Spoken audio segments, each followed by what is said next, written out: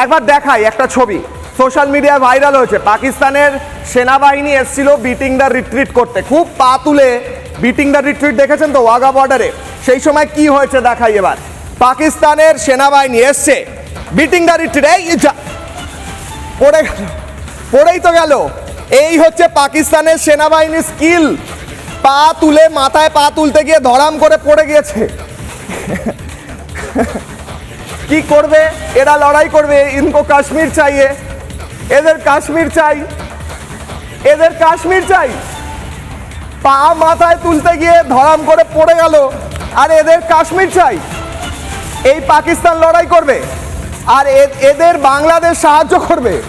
যে বাংলাদেশ, একদিকে বাংলাদেশ, সেই বাংলাদেশ যাদের জল নেই, কল নেই, ধোয়ার জিনিসপত্র নেই, কিছুই করতে পারে না, সেই দেশ সমর্থন করছে পাকিস্তানকে। যে পাকিস্তানের সেনা বিটিং দ্য রিট্রিট করতে এসেছিল, এরকম রেগে গিয়ে এরকম পা তুলতে গিয়ে মাথার ধরাম।